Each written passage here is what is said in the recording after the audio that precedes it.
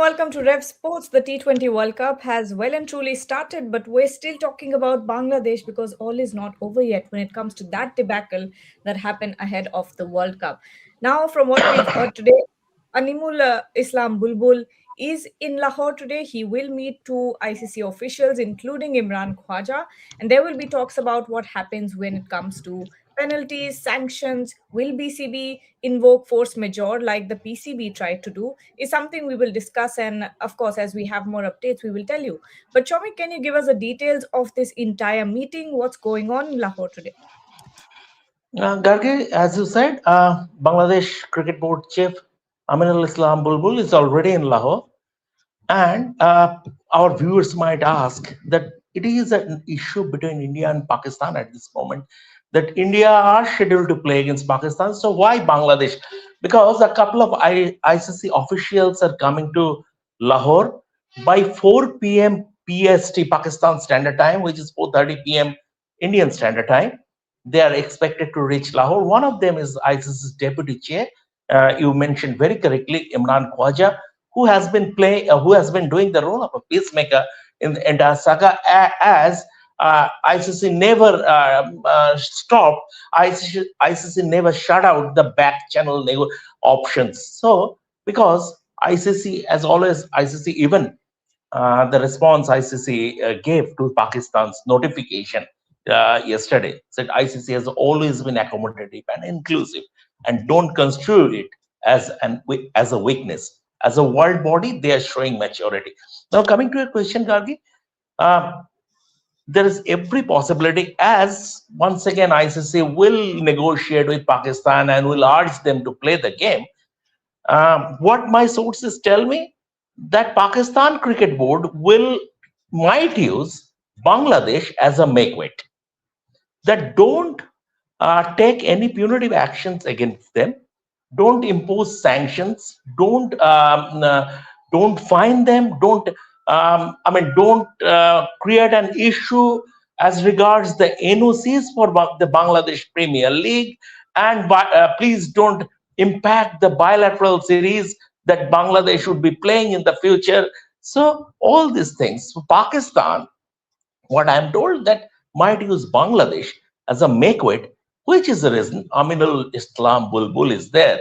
And there would be two ICC officials would be physically present, and ICC Chief Executive Sanjog Gupta might join online. He might join online. He will not be there in Lahore, but he might join online.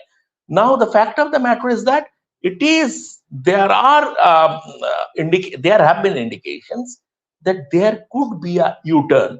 It is too early to say that Pakistan has already made a U-turn, and they are willing to play certain terms and conditions they will spell out to the ICC. And because Shehbaz Sharif said that we have boycotted this game to show solidarity with Bangladesh, but something, as if you want to borrow from Bob Dylan, times they are a changing. Absolutely. And Ashok, see how times have changed for Pakistan, for Bangladesh. They had quite a hard stance ahead of the World Cup, and now they have to go to ICC and sort of make a request to not impact Bangladesh cricket in the future. But when we talk about this entire narrative, we will get back to talking about PCB, of course, and the 15th February game. But at this point, do you think, from your expertise, BCB will be able to invoke force majeure, unlike Pakistan, who were told that force majeure does not work for selective participation? So, before I come to your question, I think we are seeing the unfolding of the drama, which is going to continue and go down to the wire. I think, Bangladesh being present for the parlay that Shamik spoke about is perhaps a U-turn opportunity for Pakistan, given that they have said that they are showing solidarity with Bangladesh. And the punitive action against Bangladesh is definitely not over. The fact that they have been asked to opt out of the tournament and Scotland has replaced them. But there could be future action, financial action, punitive action on the local league, etc., Now, if there could be a face saver where Pakistan is able to preempt that, then that could be the way to pave the way for the U turn that is a potential U turn that is possible. Of course, we can then debate whether it is a U turn or whether it is an economic viability mirror that's been put up, and that reality is hitting them square in the face. But nonetheless, the need of the hour is perhaps to give them opportunities for a U turn, and this could actually pave the way for it. In terms of force majeure, the difference really is that they would have played their matches in India and not in Sri Lanka. With Pakistan, it's an agreed protocol that's been in place for quite a few years now, and right from the Champions Trophy, we know that that's been an agreed protocol. So it's a question there of breaking the protocol. While in the case of Bangladesh, it's really about playing in India, but the conditions under which the force majeure is invoked is not clear to me. I mean, there is no security issue. We have seen in the past as well that that's not been a problem. We have had umpires from Bangladesh officiating in India. We've had other athletes also performing at the same time in India. So that's not an issue. So, what are the grounds for this force majeure? And I think the deliberations today, in the meeting today, is going to be around the conditions of force majeure as well as the implications of actually invoking it. And both of this combined is going to actually set the definitions for what the outcome is going to look like. Vaibhav, the only way that Bangladesh Cricket Board at this point can avoid any sanctions, any penalties, which we all know they cannot afford, especially when it comes to, exiting a tournament like a T20 World Cup and the effect that this will have on their cricket future as well. But the only way to do that is a force majeure. The only thing is, they can say that there were government instructions. Our government told us that there were security concerns in India and we can't travel. They can say this, but at this point, do you know what the implication is when it comes to ICC? Because ICC did two individual risk assessments, and in both of them, the risk came out to be low to moderate. Yeah, and that's the thing that ICC officials are going to ask to BCB when they will meet in Lahore. That even if you are trying to invoke the force measure or you are giving us this reason for your pullout, then also just government interference or your government not allowing you to travel to India is just not good enough, because ICC also, whenever they host a event in any country, everything is being measured, whether it's security protocols, everything has been taken care of. And when ICC has already said that, means India have been hosting ICC events for so long, and the security threat has never been there. It has always been low to moderate. Then what is the reason? If your government is saying that's fine, but that is just not good enough for you to pull out. And that too happened when it was a very late notice given by your government to BCB, and that's none of our business. You signed the participation agreement, which was signed months before the tournament, and now you are saying just before the start of the tournament, 1 month prior to the start of the tournament, that you are not going to pull out, that you are not going to travel to India, which you agreed prior to the start of the tournament. So you are clearly contradicting the participation agreement and to what you said before the start of the tournament. So I think that's where Bangladesh will get in trouble, but they have that PCB with them. That's why this meeting is very critical, because PCB can negotiate with ICC, taking by BCB stance and see, we will play the game against India on 15th. But for that, the sanctions and whatever BCB is trying to do, you have to negotiate with BCB as well. It's not just about PCB. BCB and PCB will be fighting together. There will be hard negotiations from both of them. That's why, because see, it's not the boards are not involved, it's the governments that are involved. Bangladesh government, Pakistan government coming together, they will be acting together. And I think plenty of things have already been discussed behind the scenes, and both will be coming together, not just for the negotiations from the Pakistan side, but also for the BCB. Shomik, you were mentioning a point about PCB using Bangladesh in this meeting. Can you elaborate on that? What do you mean by PCB will still, sort of take the stance of we are we are standing with or in solidarity with Bangladesh Cricket Board, how does that still, give them any sort of advantage? No, see, when yesterday I was having a conversation with a Pakistani cricket correspondent, and he is a very senior cricket correspondent, and we have been friends for close to 30 years now. And I asked him, do you see any chance of a U-turn? Because given that Prime Minister, at the end of the day, the highest executive of the country, on paper at least, highest executive of the country, has said we will not play against India to show solidarity with Bangladesh. So how is a U-turn possible from there?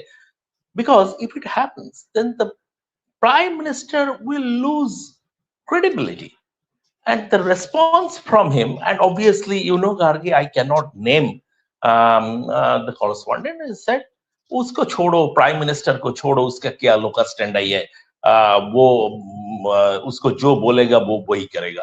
That was exactly the response.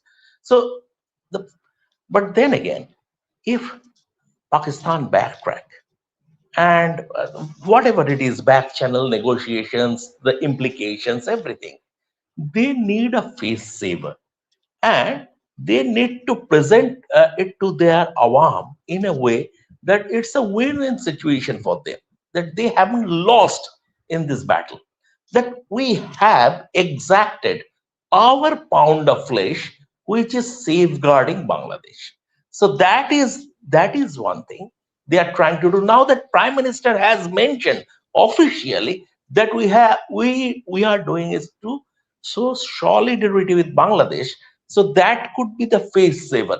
But I have written already that this entire country, be it Mohsin Naqvi as the ICC chair, and be it Shehbaz Sharif as the Prime Minister, all of them, the powers that be, the entire powers that be, they are a walking, talking moral vacuum. So you can understand their chances. Their chances. Even Mohsin Naqvi has been behaving like a moral vacuum since the Asia Cup last year.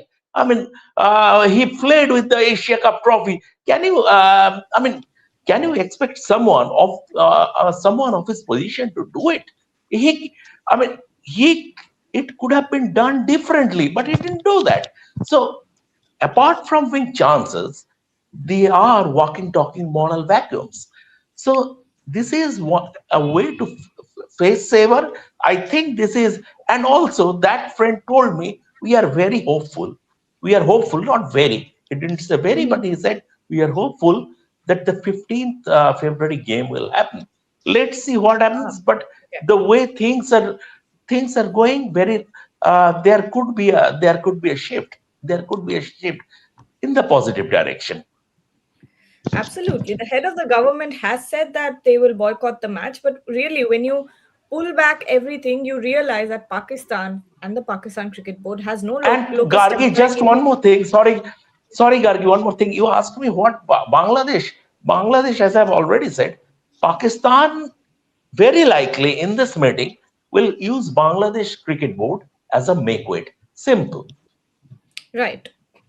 Because this will be about national dignity as well, to posture to their public that we did not bow down to India and we supported Bangladesh in turn. So that's something that Exactly. will happen. Ashok, I want to ask you, and Web of Taragi has dropped a message here. As Pakistan already played their opener yesterday, if they boycott the 15th game, then will ICC allow them to play the entire World Cup? Please clear this doubt. I think this is a pertinent question. I think this raises the question of selective participation. Can you choose which match to play? Can you choose where you will play? Can you choose which team I will play and which team I won't play? And it's actually a philosophical theme in terms of saying, can a team opt in and out of marquee matches like this? And notwithstanding the actual performance, notwithstanding what's going to be the outcome of the match, it is considered a marquee match.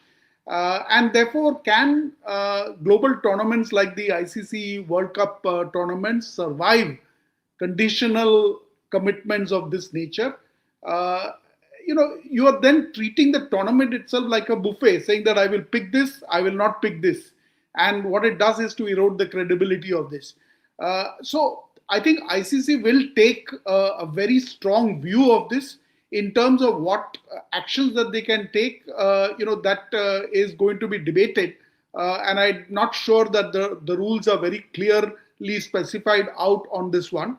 But they are going to take a very stringent view in terms of an opting out of this kind, because it erodes the credibility. And which to my mind is that the question is now no more about India versus Pakistan. The question is no more about the 15th of February and Pakistan opting out of the match. It is really about ICC defending the integrity, the credibility of this tournament, and which has got long-term precedence. And therefore, they are going to take a very, very strong view of this, is my sense. Okay.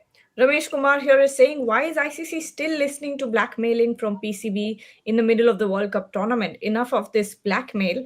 Time to take action. Weber, this is something that we were discussing in yesterday's show as well. You were not there. But after the information that we got about the dialogue between PCB and ICC, this is precisely what we were talking about, that ICC will obviously give priority to world cricket, not to any agendas, not to taking down a board. They could have taken down Bangladesh Cricket Board, they could have taken down Pakistan Cricket Board, but this is not about that. This is about a World Cup tournament, because at this point, T20 World Cup's credibility is on the line.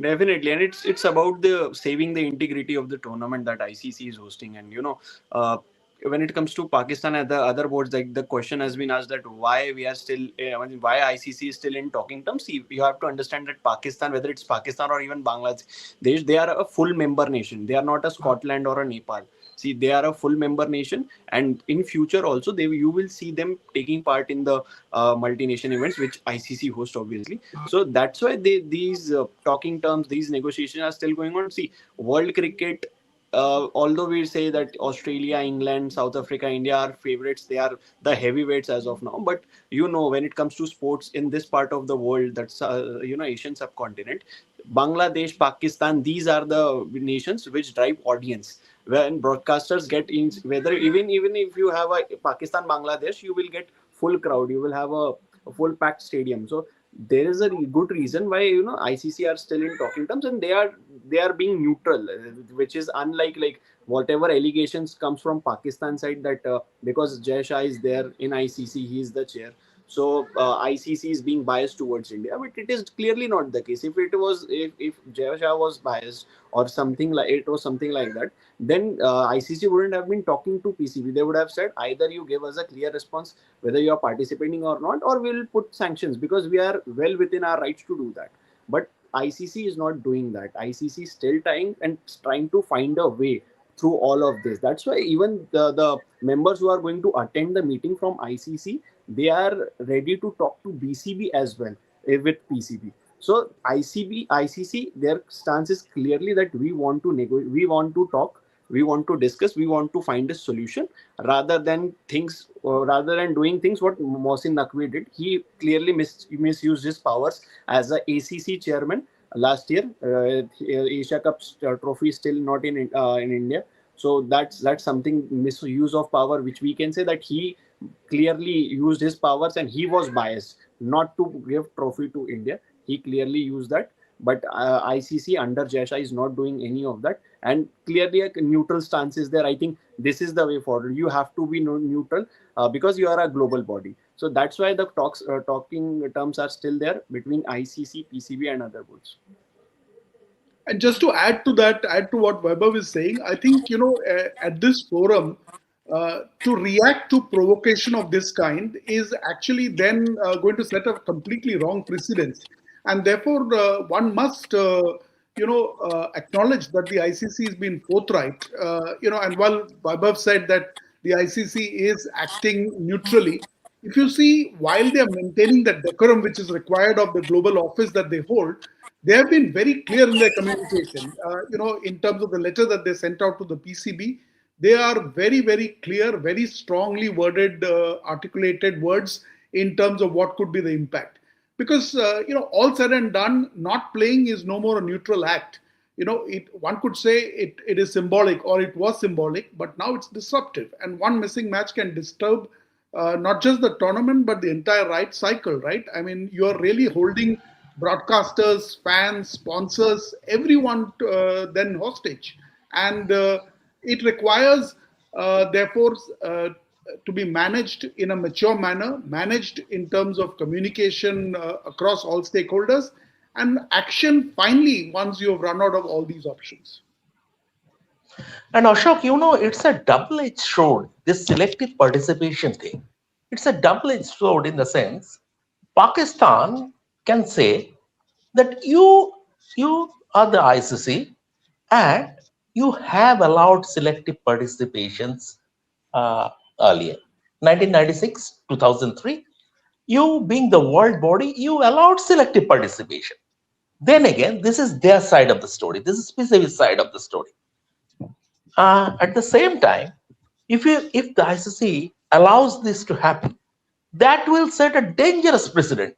Then going ahead, anyone can say, okay, I will go for selective participation. I don't like a certain player the way he is coloring his hair, which is contravening the Victorian norm, which doesn't go with the spirit of cricket. So I will not play with that country. So it will be like that. And and there has to be that line in the sand moment. At some point, being the parent body, the room the room to maneuver for ICC is not big, unlike FIFA. FIFA has 200 countries under his banner, and FIFA can take serious actions, given that it will not affect the game. ICC's pool is very small, only 12 full member nations.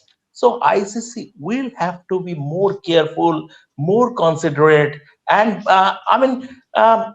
it's a if you want to compare ICC, if anyone wants to compare ICC with the FIFA or IOC, that is not a fair comparison. Cricket is still a sport limited to the Commonwealth nations.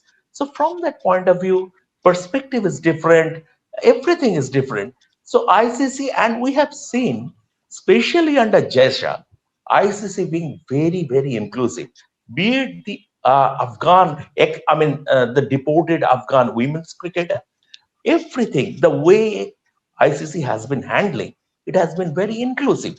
So maybe it is, once again, I am saying uh, it is not a weakness, but ICC still has certain constraints, given that it is not FIFA.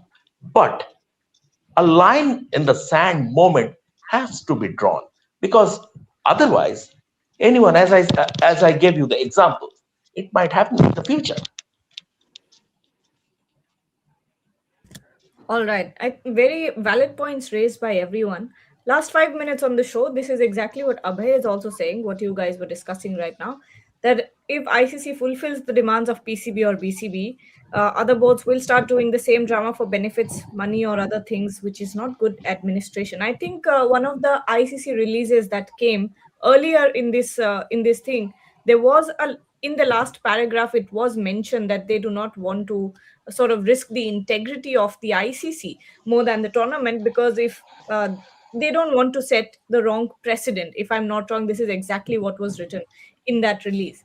Let's say take some other comments before we In close fact, the in show. fact, in fact, Yeah. sorry, on that point, I just wanted to make this point. That another way to frame this, earlier I said that this is not about India, Pakistan. It is really about the credibility of the tournament. The other way to frame this is that this episode is not really about PCB at all. It is really about the ICC authority. And the questions then that one could raise is, can boards, whether associate nations, whether it's full member nations, can they make unilateral announcements? Can they do selective participation? What are the consequences of this, and who protects then the tournament's integrity? And therefore, if everybody is going to play pseudo politics of this kind, or buffoonery that we have seen in the past, then the ICC stops being a regulator and becomes a coordinator. Would you want to have that kind of a situation? Exactly. Which global sport has the governing body becoming a coordinator? I mean, that would be a very sad state of affairs. And in that case, Absolutely. you lose the right to govern.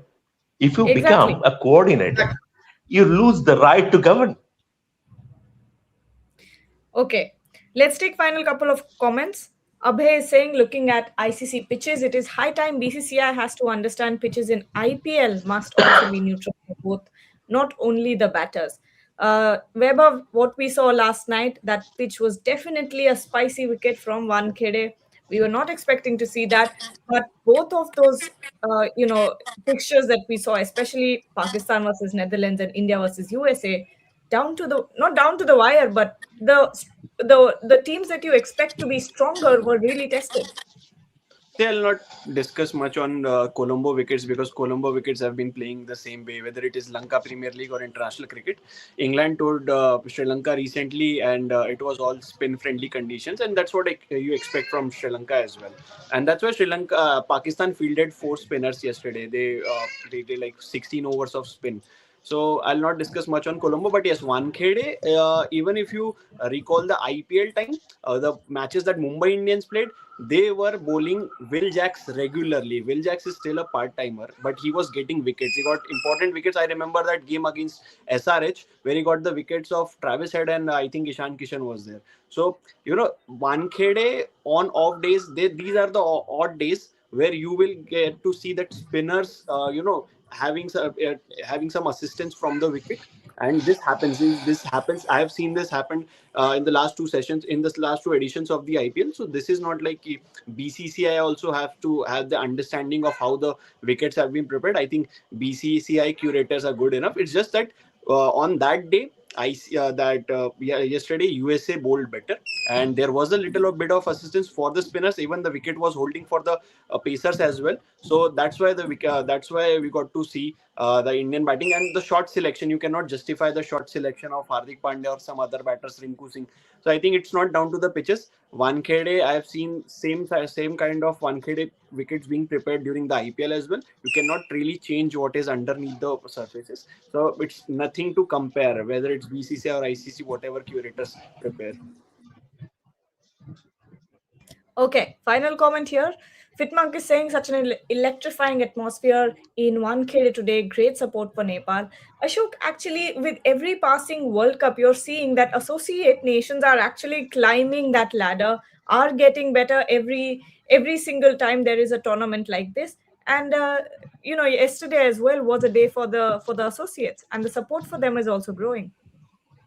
Oh yes, absolutely. In fact, I have actually tweeted about this today, saying that my big aha moment from yesterday, from day one of the tournament, was that across all the three matches, one could argue that the mighty have actually fallen, but I would argue that the associate nations have actually come up the knowledge curve, come up the learning curve, and it's a testimony to the fact that they have got far more exposure.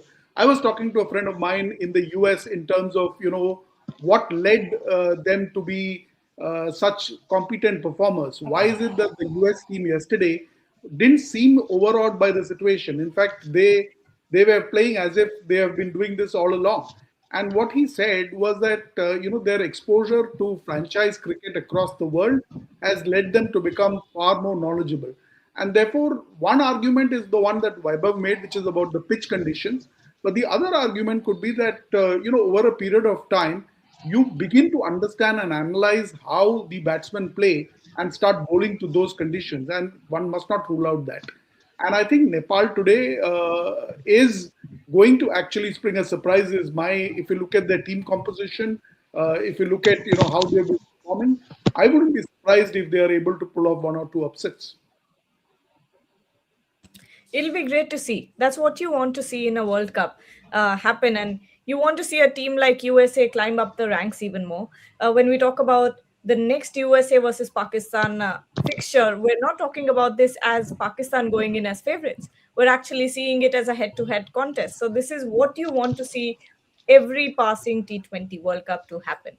But on that note, we'll take your leave. Thank you so much, Ashok, Weber, and Shomik for joining. Of course, when there are more updates when it comes to the meeting between PCB officials, BCB, and the ICC officials, we will come back to you with more. So don't forget to like, share, and subscribe to the channel, and be back for 5 p.m., where Boria will go live and answer your questions. Thank you so much.